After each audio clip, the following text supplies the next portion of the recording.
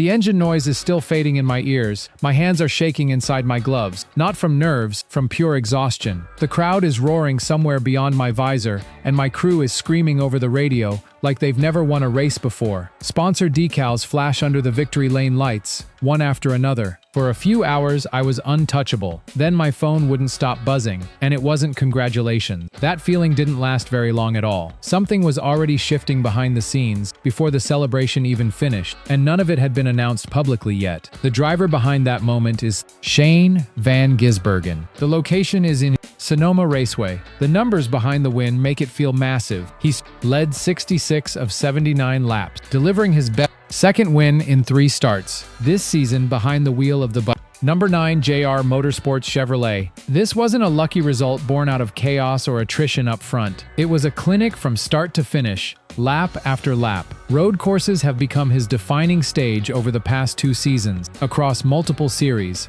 and Sonoma reinforced that reputation even further in front of a packed crowd. The celebration afterward was pure, uncomplicated joy. Champagne spraying, cameras flashing, a driver standing at the very top of his game for that moment. But while that champagne was still being poured, something else was already moving quietly behind the scenes that would change everything within just a few hours. Within hours of that win, Shane van Gisbergen was confirmed of the number 9 car entirely. Carson Kvapil was confirmed for Chicagoland Speedway, almost immediately afterward, catching plenty of fans off guard. The reaction online was instant confusion mixed with genuine disbelief. How does the hottest driver in the entire series disappear right after the biggest win of his season? Was he dropped? Was this some form of punishment? Did something happen behind the scenes that fans simply weren't being told about at all? Race fan Mike said, "Winning 2 of 3 starts and then stepping out of the car feels crazy. It still doesn't look right when someone is this dominant." The shock was left to sit there, completely unresolved for everyone watching from home, with no official word arriving right away to settle it one way or the other for those following closely. What followed almost immediately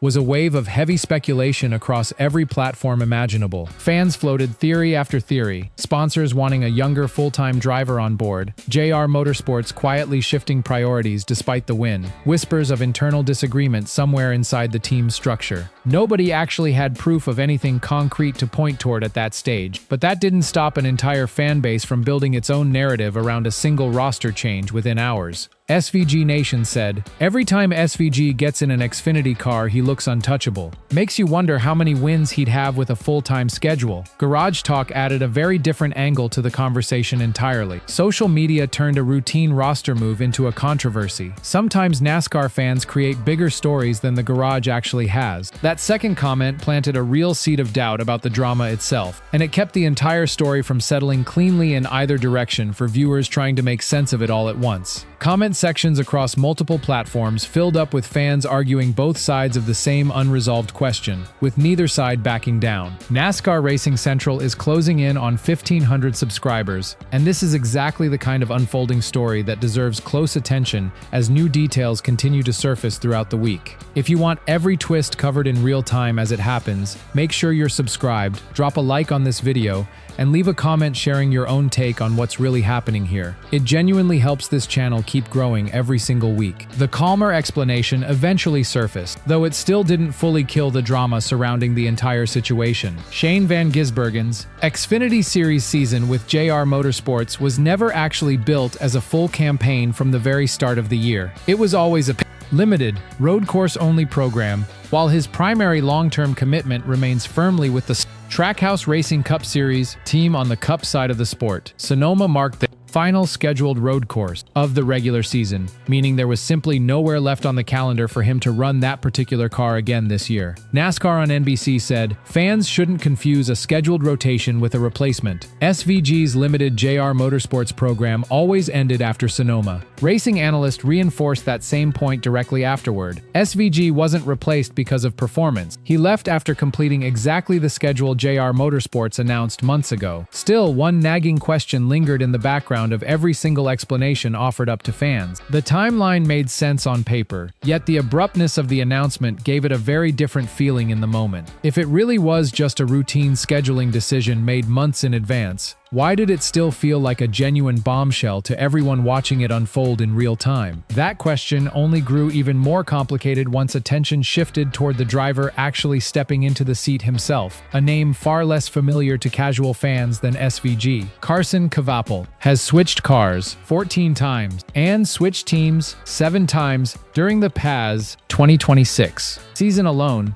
an unusually high number by any measure across the garage. Despite that constant instability behind him, he currently sits 6th in points, holding a healthy cushion of 132 points above the cut line, backed by 11 top 10 finishes overall, including 6 consecutive top 10s, heading straight into Chicagoland this weekend. Every single race for him has meant a different car, a different team, and virtually no stability whatsoever week to week. Yet the results have continued to hold steady, regardless of the changing circumstances around him. That consistency in itself has become part of the story fans are now discussing alongside the SVG exit, since stability is usually treated as a requirement for that kind of run, not an afterthought. Chevy Nation 88 said, Carson Kvapil deserves this opportunity too. He's been switching cars all season and still keeps putting together top 10 finishes. Kvapil himself addressed the move directly and calmly in his own words. Ready to get back in the number 9 this weekend. Nothing changes for us, just sticking to the plan and chasing points. But if the plan really is this simple on paper, why does every single switch still feel like a genuine gamble to those watching closely from the outside? Zooming out even further,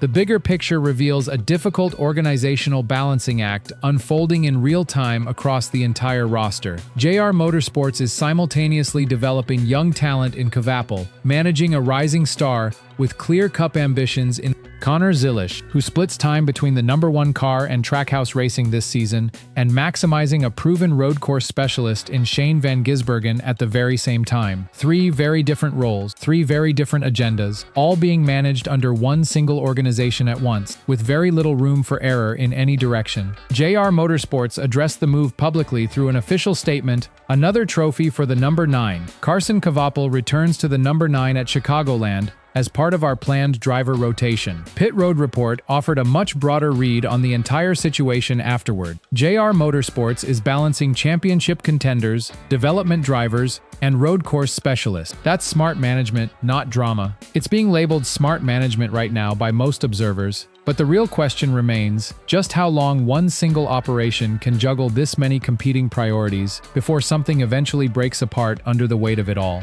Every decision made for one driver directly affects the opportunities available to the other 2, and that pressure only grows heavier as the season moves closer to the playoffs and points become harder to make up. The open questions surrounding this entire situation haven't gone away at all, even after the explanations were laid out publicly. Does Shane Van Gisbergen's continued dominance every time he steps into an Xfinity car eventually force JR Motorsports to expand his schedule next season?